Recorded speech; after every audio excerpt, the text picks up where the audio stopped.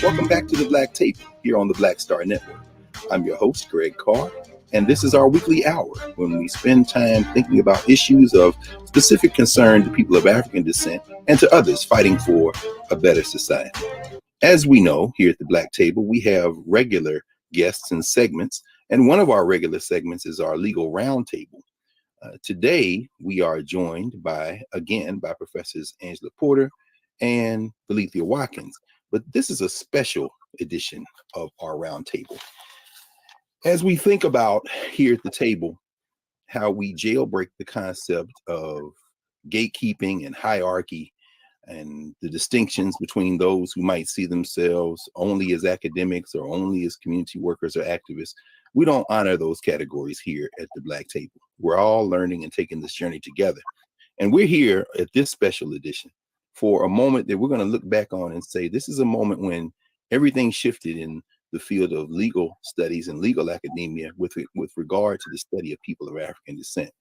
We're here on the occasion of the publication in volume 27 of the Michigan Journal of Race and Law of Professor Porter's new article, Africana Legal Studies, a new theoretical approach to law and protocol. So here at the Black Table, we're welcoming back our regular legal roundtable, Angela Porter and Valethia Watkins. Welcome, professors. Thank you. Good to be with you. Thanks for having me, and thank you for that very generous introduction. Well, I wanted to get y'all on screen before we get into this.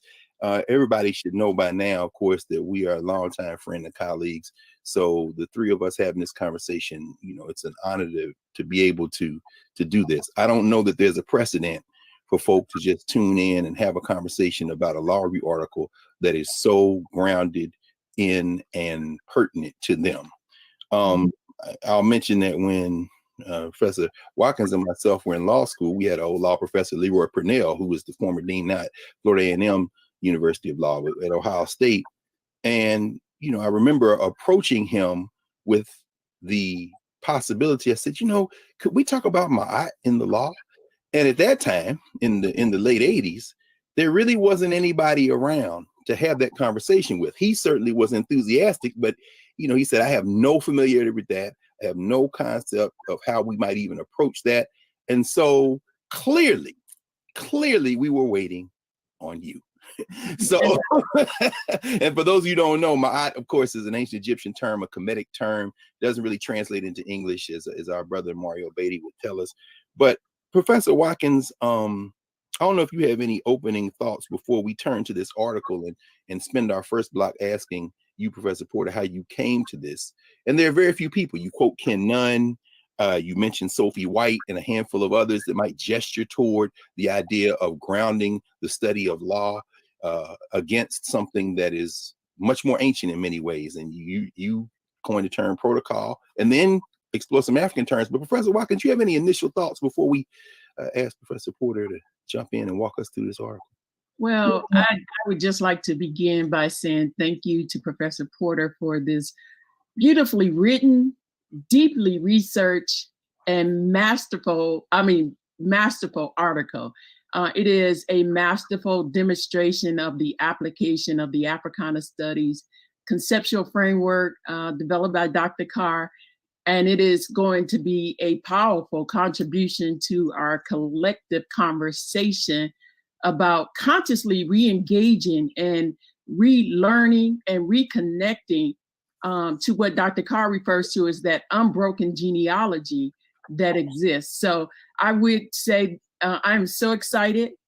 I was so excited when it was published. I am so excited that it's going to be available to our community.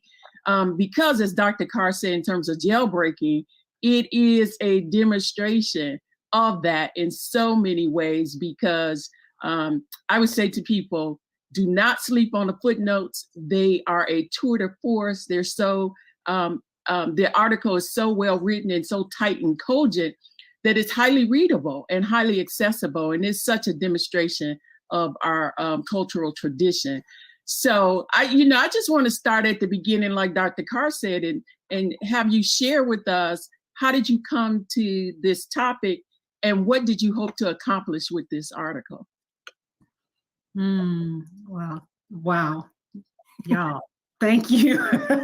I don't even know how to receive all of that. I just thank you so much for those words. And I really want to start by saying, when you ask, how did I come to this? I didn't come to this. This to me is it's a collective work product. It's collective in a couple of ways. One, the larger project of centering our people on our own terms has been in play since time immemorial. Of African people thinking about themselves and studying themselves. That's something that you, Dr. Carr, stress when describing the Africana studies framework. So I want to say that. But this is also a collective project. This article itself is a collective work because it is the product of so much collaboration, and not just from workshopping the article, but really discrete conversations with you two. And I remember certain points that really shaped this article. I mean, it comes out of our discussions. And so I see us as a team of collaborators, and I'm fortunate enough to be part of that collective. And it expands beyond the three of us, but you two certainly are major contributors to this work. So I just want to start there. Well, let me add very quickly that your collective, and again, I want to echo what Valethia said. We can now dispatch with the professors and such. But what Valethia said, your footnotes are literally a read-through of generations of collective work. Everybody from Marimba Ani and Anderson Thompson to Jacob Carruthers and Ken Nunn, so many others. And as you stress in each of the themes, each of the 70 plus pages, 72 pages of this article, this is a collective work. And you, of course, quote Chancellor Williams. It's really a remarkable document. It's something that we, in terms of the thrust, would be very familiar with in terms of those communities of Black folk who are trying to do this thinking work. But you've projected this out into the world now in a way, and it is open source. And though y'all pay attention as Angie walks us through what that means, but it also, it's not critical race theory. So folks who might think, oh, critical race, in fact, you have displaced race for the much stronger and relevant grounding context of culture. So I'm going to, maybe in part, in the second section, we'll ask you to read from it, because the way you open, I think, the article, and Vleethia, I think we both agree, it's cinematic. Nothing short of cinematic. So, well, our people are cinematic. You know, I always say that there's so many stories when I'm teaching. And now, you know, I have this privilege of being a teacher. I always am saying, where's my HBO series? Where's my film? Every time we talk about the stories of African people resisting, organizing, governing themselves, I'm like, this is cinematic. And, you know, I say it in jest, because we don't need HBO. You know, we don't want HBO. but it's to make the point of what you just said, which is these stories are so powerful. They speak to us more than the stuff that we watch on TV and on screen. So that's right. So how did you come to it? We've got just a couple of minutes in the first block. Okay. But it didn't start with you coming to law school, right? You've been thinking about Africa for a very long time. Indeed. It's interesting how time works, and perhaps we'll continue this in the next segment, but a pivotal moment in my life was sitting in your classes, Dr. Carr, at Howard, 2006 to 2010 as a student, and learning that Africana Studies framework. Which we developed together, by the way. It was on that team when we wrote that curriculum in Philadelphia. You know, I worked on the AP Studies, African American Studies curriculum, but let's be very clear, that's not African American Studies. What we're doing, Africana Studies, we did that collectively. That was collective work too. So yeah, it was collective, and we're a team, but you were the quarterback. So that's there we go. There we go. So I'm always saying, all right. Africana Studies framework. People are like, get on with it. No, I'm but it's interesting how time works, because that framework then gives us a way to see the world. And now I can look back with hindsight to my childhood and filter it through that first part of your framework. So I'll just introduce it here, and then I would love to continue this story. Let's do it. But, so the framework has 6 conceptual categories. The first 2 are the paradigm shift. Yes. This is how I'm experiencing it. Yes. You have to correct me. But the first 2, social structure and governance, are the paradigm shift. And I say that because, quickly I'll say, social structure is all about the landscape African people find themselves in. You crystallize it by saying, who are we to other people? Who are African people to others? Governance is our thing. Who are we to each other? The structures we create for ourselves, how we order the universe as African people. And the other categories all combine into that world. But you could sort of stop at step 2 and be in a completely different mindset, is what I'm saying. So the shift is required. You start thinking about who African people are to others, and you proceed in who are we to each other. And you could spend your whole life in a social structure framework. Absolutely. We often do. Many people, and us, we often do. Yeah. You could spend your whole life dealing with social structure, grappling with that. And I think much of my childhood was concerned with governance, but thinking my life has to be in this social structure. And this project sort of flows from the conclusion that is wrong. It doesn't have to concern social structure. Why don't we pick up with that after we take our first break? And I do want to mention in closing that coming out of that strong family that you come out of, you know, the Texans and the Minnesotans and everyone else, you were trained very well to do everything. And she won't say it, but straight A's from the beginning of school all the way through getting to law school, clerked in federal spaces, was the police for a minute on the city side, worked in big law. So this is to the social structure. It doesn't get any more accomplished than Angie Porter, Georgetown Law Fellow, now on the faculty of American University. So editor of Howard's Law Journal. Editor of the Law Journal. That's right, the Howard Law Journal. And so, but now you're here, and the game is about to be reframed. So we're coming back on the other side of the break with Angie Porter and Felicia Watkins here at the Black Table, introducing this powerful article, Africana Legal Studies, a new theoretical approach to law and protocol. Back in a moment.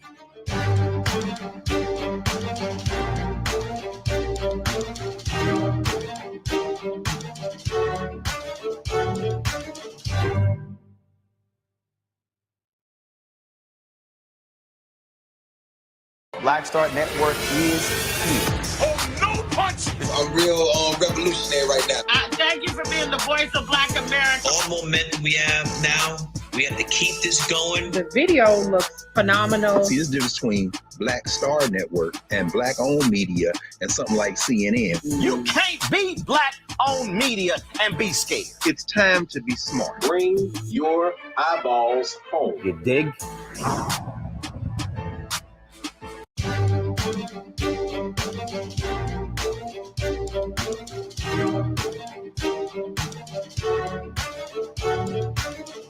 Welcome back to the Black Table here at the Black Star Network. Greg Carr with Felicia Watkins and Angela Porter, our regular legal roundtable. And Angie, you were about to continue in this conversation how you got to this. And Netta, I think, is the name that you propose instead of protocol. You said we got to even leave that language alone at some point. But please continue. Absolutely, yes, the comedic term. Well, I grew up in Minnesota, and I grew up in a very Black family. People think that, every time I say Minnesota, people ask me, are there Black people there? And I say, yeah, of course. We're everywhere. That's right. And I grew up in a small city, Rochester, Minnesota, where people came to that city to work. So they would either work at Mayo Clinic or IBM, had a pretty vibrant hub there for a while. We did have this sizable Black community. It's still there. And I think it was big enough to maintain some institutions, Black churches, but it was small enough to where it was very cohesive. And I only realized that after I left Rochester that, wow, our community was tight. We all, all the families knew each other. The socioeconomic boundaries were not in play. We were all just together. And so that had a big impression on me, but it created this split of experience. I would go to school and be in what I would characterize now as the social structure and come home, just like my parents would come home, and we would have our governance conversation, our governance world. And I sort of just thought, that's the way of the world, to quote Earth, Wind, and Fire. That's the way of the world. And my parents were so just naturally intentional about making sure we knew our history, making sure we were confident and comfortable being us and being excellent at what we did. But again, there was this, you go to school, that's social structure. Ultimately, by extension, you'll have a career, that's social structure. When you come home to your family, your community, you're active in community, but that's just the way of the world. I come to the HBCU, Howard, and I sit in Dr. Carr's classes. And I get this framework, and I don't even get it in those 4 years. I'm learning it, but I'm not consciously understanding what has shifted. I just know something has shifted. And it's really, in hindsight, the primacy of the social structure in my life. It's understanding, I can be 100% about governance structure, no matter where I am, no matter whether I'm the police, as you say, no matter where I move and the spaces I go into, I can carry that center with me. I can center African people. And that's a very prominent element in your work, how we have to navigate those worlds. And in every space that you've been in terms of your legal training and then your work as a lawyer, public and in big law and private firms, you found ways to infuse that work with governance logics and ways of knowing, culture, meaning making. And as you trace the history of the Bamana people in Louisiana and before that set this framework, could you say a little bit about the tensions between law as we think about it and protocol as you've introduced this kind of new theoretical framework for us to give some language to something we all experience, but particularly those folk out there who practice law, who study law, and young people who are thinking about going to law school? Any thoughts on that? Yeah, well, one of the big tensions, well, there's two main tensions that we have to contend with as a threshold matter. One is that the governance conversation is missing from the discipline of law. I mean, when we go and we learn law, and I went to Howard University School of Law, so I'm still at the HBCU, but the discipline itself is inherently Western. It's inherently talking about European governance.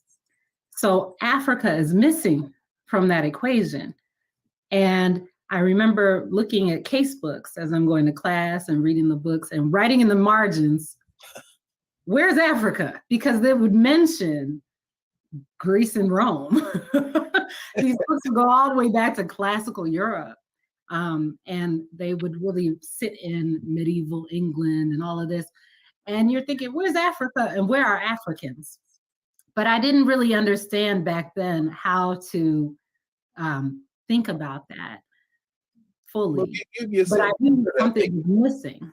Well, I'm thinking about the special issue of the Howard Law Journal y'all edited when you went after Abraham Lincoln. I mean, that's in the arc of, unfortunately, a lot of what we think is Black intellectual work in the legal spaces. And of course, Alethea, you remember when we were in law school, I mean, we came of age during the curriculum wars of the late 80s and early 90s. And of course, we've had Baba Marie Kelsey here on the Black Table. And we would be deep into Africa, the study of Africa. But when we went into contracts and Civ Pro, we had not yet figured out a way to bring that in. I don't know if you Yeah, you know that the initial way we try is when everyone else was getting joint, well, not everyone, but people were getting joint degrees in law and MBAs or law and public policy. We petitioned the law school to allow us to get a joint degree in law and Africana studies, and they had agreed to that. That's right. And so we were trying to walk that walk. Like, wait a minute, we need to bring Africana studies into the law. Right. And then, yeah, everybody's like grappling with this. I think I was imagining, okay, we would have a case book on torts or contracts, but it would only involve cases about Black people. It would only have cases, it would be like Black torts. You know, I used to think of stuff like that. But I just knew something was missing. There was Black tort. Yeah. Blackness is a tort. Right. We have been warned. Blackness is a tort. Anyway. Right. Tort, by the way, means are wrong in law. No question. But I also was, when I was editor-in-chief of Howard Law Journal, I was writing my journal comment, and it was all about Kemet, ancient Egypt.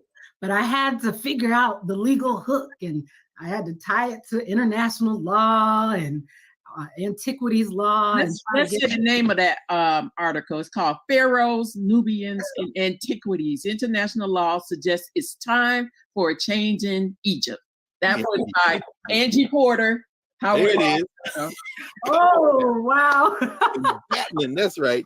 I'm sure people are like, wait a minute. Yeah, this isn't CRT or critical race theory. Toothless would call it CRT without knowing what it is. It's a different, okay. So I mean, I don't think either of us are know anyone who has been more deeply ensconced in the workings of Western law, certainly American law, than you, Angie. I mean, you worked for a federal judge. You've worked at state, local, federal government as a lawyer. You know, what did you see there in terms of these tensions between law and what emerges as protocol in the daily lives of people who find themselves before the bar? Oh yeah, I mean, that was an odyssey. It was a circuitous path through the legal profession. Well, the thing that kept happening, and I really think back to when I was prosecuting for the city of Minneapolis, which was a very short stint. It was a part of our training as trial lawyers at the firm. They would loan us out to the city. And so I'm, as you call the police, I'm prosecuting, and I have both victims. So as the prosecutor, you represent the city and the people in it, the citizens. So I'd have victims over here, and then I had the victims of the criminal justice system, the defendants who I'm prosecuting. And there was this cultural thing of this feeling of this is just wrong by all of the Africans. And when I say Africans, I mean it in our Africana sense, a broad sense, continental and diasporic Africans, African Americans included in that. Which you explain in the article, yeah. So you had a sense that as you write in the footnotes of this article, everybody, including you, say this system is not for us. Right. You just knew. I mean, we all knew. We're all looking at each other. I'm prosecutor. I'm looking over at the, the parties. My God. And we're all just like, we know that this is messed up, and we know this is wrong. And there's something about when you are in the professional role, right, as a Black lawyer, and you can look at someone who is in the defendant's chair, and y'all are looking at each other at the same level. And even the judge, remember, Valethia, we were in law school, the great Bruce Wright, turn 'em loose, Bruce. Yeah. Black rose, white judge. Black rose. That was one of Valethia's favorite phrases. I love it. I love that book. That's a great book too. Yeah, but you just look at each other and and it's not for us. It's almost like, how did we get here? How did we get here? I would have, Africans from Central and South America who might call themselves Afro-Latino, who we would call Africans in the Western Hemisphere. Same thing. We're looking at each other like, yeah, this is crazy, ain't it? Crazy, right? So those moments became moments for me to really reflect on and decide how I was gonna move, what my next moves would be. When I was clerking, I remember sitting through many sentencing hearings, one after which I broke down in the bathroom because I was just watching my brother out there. Not my biological brother, but I saw my brother, his face right there. This person was being sentenced, and I just thought, yeah, what are we doing? What are we doing here? That drove you back into the academy where you can now begin to train others to. Well, absolutely. But I also thought I never left this conversation. Oh, no question. I was, again, fortunate enough to remain part of this team doing this work. And a lot of that has to do with ASCAC, the Association for the Study of Classical African Civilizations, other community organizations I participated in, Minnesota Association of Black Lawyers. I mean, I had to keep tethered to this collective work. So then I head back to the formal academy to try to find space where I could deal with these questions full time. I mean, that was really the draw. It was not having to do the social structure thing where I would be a lawyer and then come home and think. It was giving myself time to think so that I could be of service to our community.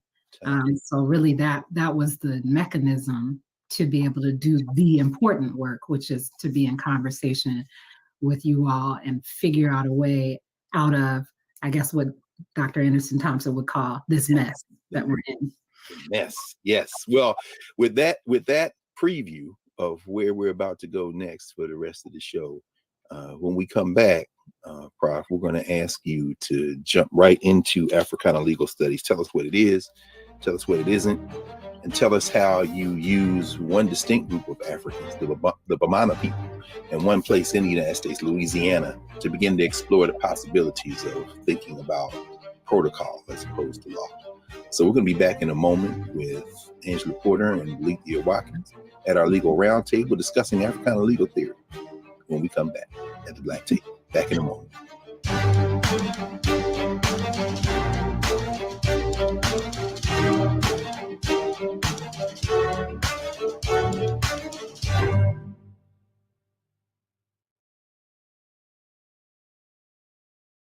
Don't you think it's time to get wealthy? I'm Deborah Owens, America's Wealth Coach, and my new show on the Black Star Network focuses on the things your financial advisor or bank isn't telling you. So watch Get Wealthy on the Black Star Network.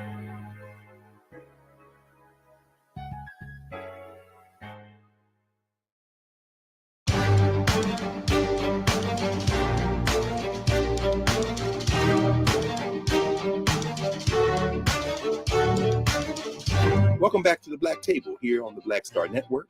Remember to support the Black Star Network, join the Bring the Fun Fam Club, and support us across all of our platforms. You're not going to have these conversations anywhere else. Professor Porter, when we left, we were walking right up to the edge of the Michigan Journal of Race and Law in your article. Would you mind reading the first two paragraphs of this article just to give people a little taste of what they're going to get into?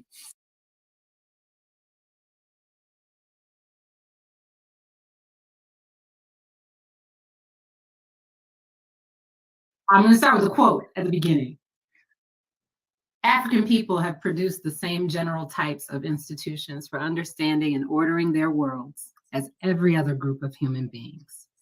Though this should be obvious, the fact that we must go to great lengths to recognize and then demonstrate it speaks to the potent and invisible effect of the enslavement and colonization of African people over the last 500 years. That's Greg Carr. We got to start there. And Lethea Watkins and all of our teachers, Maria Kelsey and Anderson Thompson and Jay Carruthers. Yes. So that's the Africana Studies Thrust. Okay. All right. I see you got me. Now, Okay. y'all get ready. Now, imagine this thought in your mind. Go ahead and read this. All right. All right. In 1743, a group of enslaved Africans from various estates in French colonial New Orleans, gathered, held a musical ceremony sung in their native language, and discussed the actions and fate of a slaveholder named Corbin. Earlier, Corbin had threatened to shoot one of the enslaved Africans in this group, and Corbin's brother then actually shot that person with a gun loaded with salt. Now, as the group of Africans gathered, they determined that Corbin had to die. 2 months later, Corbin disappeared and was never found. If we use a traditional Western legal framework to describe this situation, we might say that this group of slaves met, conspired, plotted to murder, and likely did murder Corbin.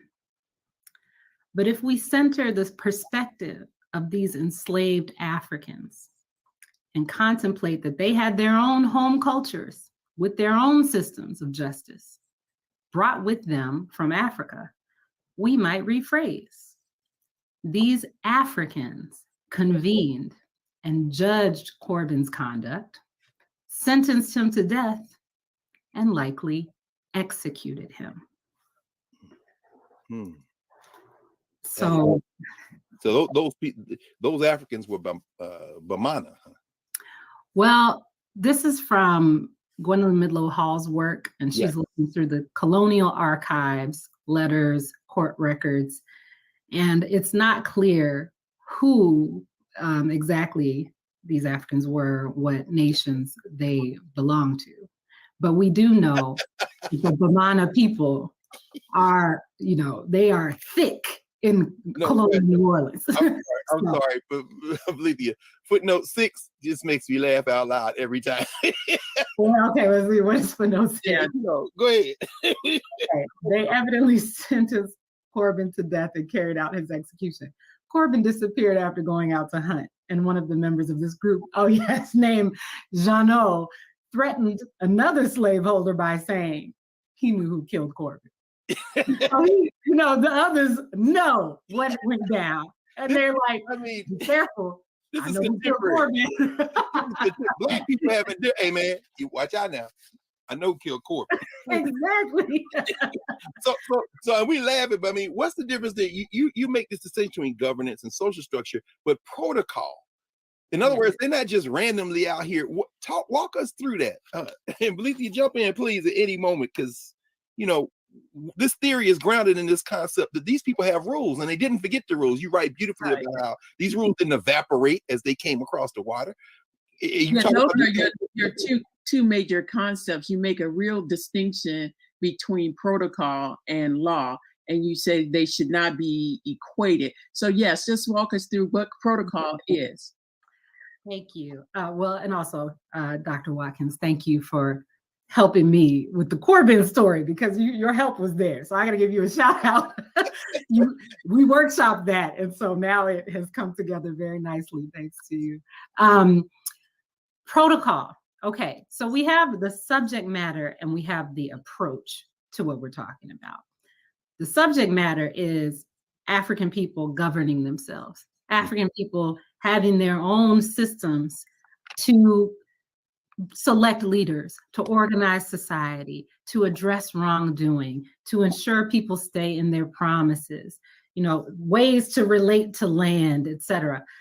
And that's the first thought. The second thought is they bring this with them, as you mentioned. It doesn't just evaporate out of their heads. There's no neuralizer from Men in Black in the middle of the Atlantic that says, okay, forget all that.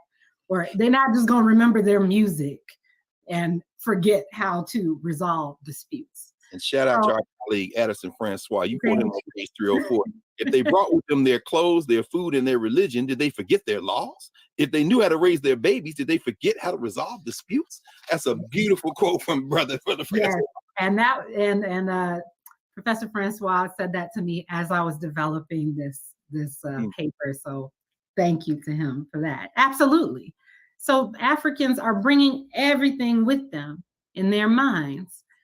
That's the subject matter that Africana Legal Studies deals with. But the how do we approach it is a big question. Do we call it African law? Do we call it African customary law? There are a lot of people out in the world with good intentions who want to call it that, who do call it that. And I don't. and I maintain. Right. You actually examine a lot of those arguments. You even go back to the early 20th century with J. Casey Hayford. And I mean, you're looking at those lawyers. And you also are very careful to say those who dismiss this as are they romanticizing Africa. You say, to quote the late John Bracey, who we had here, people are spinning these theories on very thin margins of knowledge. Nobody ever asked them to say, well, what's your evidence for that? You're like a prosecutor in these pages going after these people who say you shouldn't be talking about Africa. But go. Right. Maybe that prosecutorial experience paid off. But the key there, I think, comes from Dr. Jacob Carruthers. And there was a pivotal moment where Dr. Carr, you led me to his History Makers interview done by Baba Larry Crow. Great Larry Crow, at the black table, no question. Yes, and Dr. Carruthers in that interview just lays out how he comes to this concept of African deep thought. He says he's moderating this question of, is there philosophy in Africa? And he has 3 steps to this. 1, philosophy is a European discipline. It arises out of a European worldview, has European theorists, European constructs. Therefore, 2, we shouldn't search for philosophy in Africa. 3, that doesn't mean that Africans didn't have deep thought or deep thinkers. When I saw that, I thought, Yeah. Okay. Same thing. This is a transferable concept. This is not limited to that philosophy discussion or this is for the whole collective project, okay? Including our little corner over here dealing with governance and law. So law is inherently European. It arises out of a European worldview. The thing that we study when we go to law school is European governance. The thinkers are from Europe. They figure Black people in at the 11th hour. But up until then, the foundation is laid out from a Western worldview. And by law, you don't mean rules. You have a phrase, a term, I love, qualified law orientation. Is that what is it? Yes, the qualified law orientation is this improper imposition of legal constructs, Western legal constructs, onto cultures that are outside of the West. And that is in the same conversation. So we shouldn't search for Western legal constructs in Africa. That doesn't mean Africans didn't have governance. And when we talk about governance in this conversation with law, we have to call it something else. We call it protocol. That helps us break away, that helps us break the chain, as Dr. Carruthers said, that links African ideas and European ideas. We have to have this, as Dr. Oyoranke Oyewumi would say, and Dr. Watkins has taught me all about her, we have to have an epistemic rupture. We have to depart from these constructs that are so prevalent and ubiquitous. So we must call it something different. So just like African deep thought, we call it protocol, and we came to that term. You point out that it's not equivalent, it's not lesser, it's not lesser, and it's not the same thing. It's something beyond. Absolutely. So when I tell students, when I tell students about protocol or people about protocol, generally there's this knee-jerk reaction that, oh, well, it's something lesser. Folk culture or diminished culture, mass culture, absolutely. Yeah, distinct doesn't mean lesser. That's right. And so I don't want to. We're right up against the break. We're gonna come back in a second. We got one more block. So when we come back, we pick up right there because you really allow us to think about how we can apply this in a contemporary moment. So when we come back here at the Black Table with Angie Porter discussing her article, Introducing Africana Legal Theory to the World, we are going to continue this conversation. So we'll be back here at the Black Table. Back in a moment.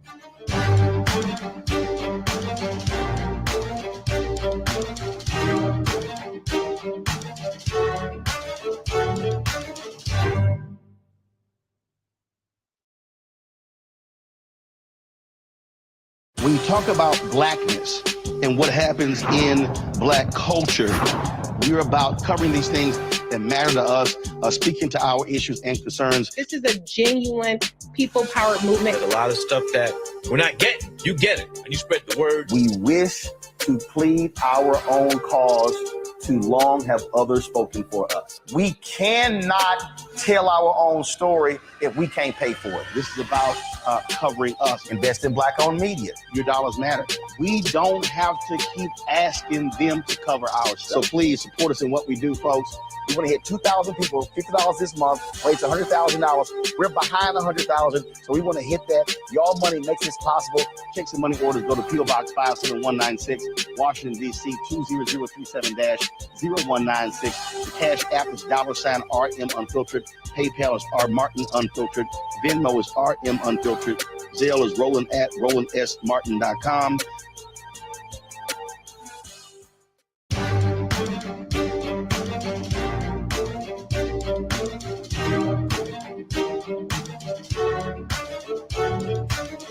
Welcome back to the Black Table here on the Black Star Network. Remember, support the Black Star Network. Join the Bring the Funk fan club. It is your support that allows us to have these conversations. Angie, as we were, was as far too short, we're going to have to have you back and have a continuing conversation. Near the end of the article, you say that a consciousness of protocol allows us to do so many things, not just as Black folk or people of African descent of Africans, but in terms of contributing to our larger humanity. Could you talk a little bit about what this theory allows us to do? not only as legal scholars and lawyers and folks involved in law, but just generally in terms of this broader concept of intellectual work? Well, I think it allows us to imagine something different from what we're in now. And when you take stock of what's happening and you see, at least for African people, what's happening as an interaction between two systems, you can question the very premise of one. The system is no longer, the system of law is no longer an absolute truth that can't be questioned. So for example, law says I can go outside and look at that patch of land out there, and I can circumscribe it, and I, an individual, can own that. And that when I own that, there are things I should do. There's things law incentivizes me to do. One of those things is to develop that land, to improve that land and build on it. The very premise of that can be questioned if you have this other, as Dr. Carruthers might characterize, deep well of knowledge from another governance tradition.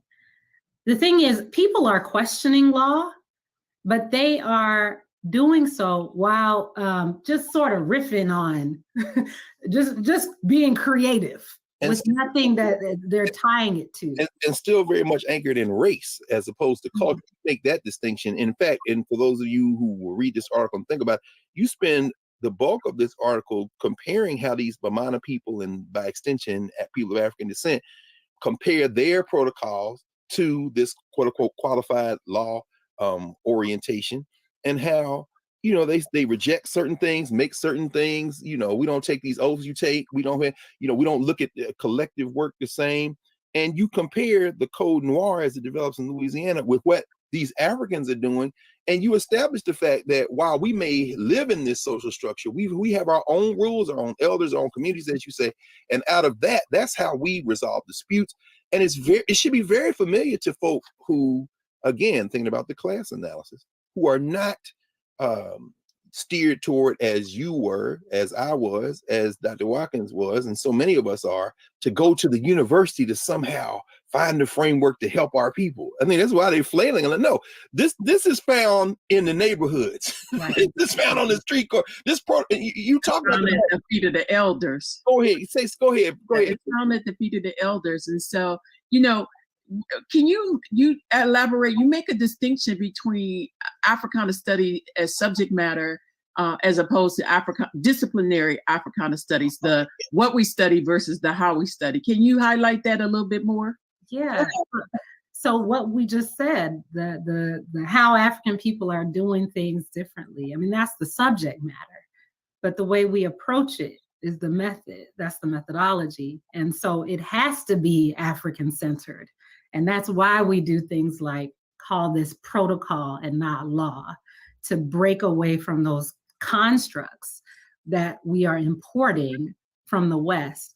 I mean, it's like, you know, Terminator vision. If you have a headgear on and you're scanning the landscape, you got all these like computations going, you're using this Western architecture, this framework to analyze Africana. And you're going to find things that you're programmed to find, but that's not necessarily the reality. So it's incompatible. So the methodology, the coding in your headgear has to be different. And I always try to go back to this notion of we need to let the cultures speak for themselves. As Dr. Carruthers said, we need to let the ancestors speak for themselves listen to the voice of the ancestors without European interpreters. Absolutely. You say the man said he's lying in court, and then you say the Bamana ancestor swearing to that cross don't mean nothing to me. And immediately when you say word is bond, you may say anything to the judge, but to your sister. Absolutely. This is it. It's like the Bamana are making oaths to their ancestors. So you bring them into Louisiana French colony and put them in court and say, make this oath to this crucifix over here. They're looking at that like, well, who is this? Because my slave master. Right. And so then, okay, I'll take this, whatever y'all say, but my oath has already been made, and that's to my ancestors. Right. And so when the others say, that's on my mom, as we might they point to Pierre and say, the Bamana always lie, they're not lying to themselves.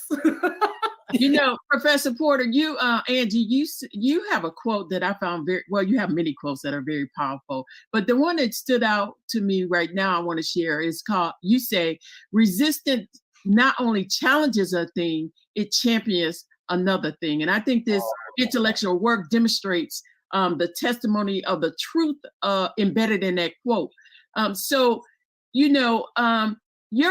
Your poem, Imagine a World, yes, is so powerful as a tool and technique to make this more concrete as we give life and words to envisioning something different. Can you share some of that? Because I think that very last one of your musing really fits this whole conversation people are having about not wanting to teach African thought and the African orientation to our students today. Yes. Can you share at least that last one, but all of them? Well, yes, I'll quickly do it, and I know we're low on time, but this actually comes out of just my musings as a kid in Rochester. I used to think, like, what if we flipped a switch and all the white folks were Black? But that would have been just subject matter. That would have been race. And now we come to methodology. It's not just skin color that would change, it's the culture would change. The way of doing things would change. The governance would change. So I'll read the last one, which is this. Imagine a world where the curriculum at my school, my university, my law school deeply explores African systems of thought without apology, without controversy, without question. That's a good place for us to pause. This is open source, meaning everybody watching here can get this. Where can they find it, Professor Porter? Yeah, so I'll give y'all the link, but it's through the Michigan Journal of Race and Law. They're an open access journal. So if you look at their current issue, the article will be there. That was really important to me. In fact, I only submitted to journals that did that because a lot of journals require you to pay or they have some sort of paywall, and that is antithetical to our project. So please feel free to access it. And if you have any trouble, you can always email me and I'll send you the PDF. Okay, and you're already at work on the next building block. Yes, it's gonna hit on a little of what Dr. Watkins just raised, which is the resistance, championing another thing. So. Excellent. Well, we'll of course have you back when you do that, but a long time before that, because our legal roundtable will be convening again soon. Oh yes. Well, Dr. Watkins, I think we can congratulate our colleague, huh? Yes, this is a beautiful work of Sankofa. It is going to be, it's such a rich example of, you have raised the bar, and it's such a rich example for those who want to follow in your footsteps. So thank you again for this very thoughtful and powerful analysis, and we look forward to your future endeavors in this innovative and exciting field known as Africana Legal Studies. Yes, thank you. Thank you both. Of course. So we're going to come back in a second and clear the table and get ready for next week here at the Black Star Network's Black Table. Back in a moment.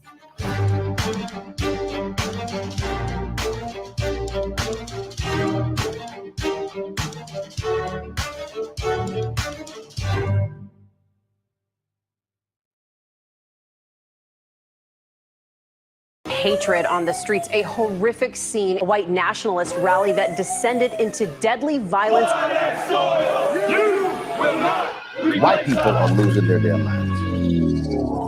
As an angry pro-Trump mob storms the U.S. Capitol, we're about to see the rise of what I call white minority resistance. We have seen white folks in this country who simply cannot tolerate Black folks voting. I think what we're seeing is the inevitable result of violent denial. This is part of American history. Every time that people of color have made progress, whether real or symbolic, there has been what Carol Anderson at Emory University calls white rage as a backlash. This is the rise of the Proud Boys and the Boogaloo Boys. America, there's going to be more of this. Here's all the Proud Boys, guys. This country is getting increasingly racist in its behaviors and its attitudes because of the fear of white people. The fear that they're taking our jobs, they're taking our resources, they're taking our women. This is white fear.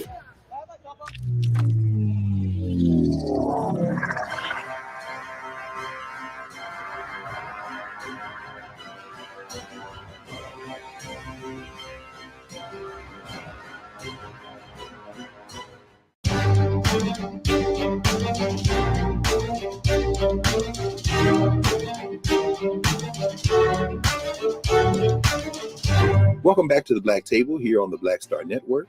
And as we clear the table for this week, in the wake of the publication in volume 27, number 2 of Africana Legal of the Michigan Journal of Race and Law, Africana Legal Studies, New Theoretical Approach to Law and Protocol by Professor Angie Porter, who is an assistant professor of law, of course, at the American University Washington College of Law.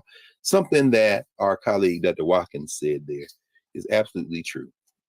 Angie Porter has raised the bar, not just RAISED, the bar, but potentially RAZED, the bar, because by reducing law in the Western concept to where it should be, one of a family of discourses and ways of knowing in the human community, and by reimagining how we approach this, Angie Porter has thrown down the gauntlet. She is well equipped to do this. And as she said, she's not the only one who can do this. We can't do it by ourselves. Everyone needs to join this. So if you're out there in high school or elementary school, middle school, you've always dreamed of being a lawyer, you just saw what it looks like intellectually.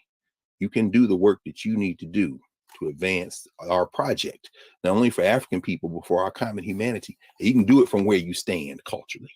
Again, critical race theory is a very important set of theories and concepts, but this is something different.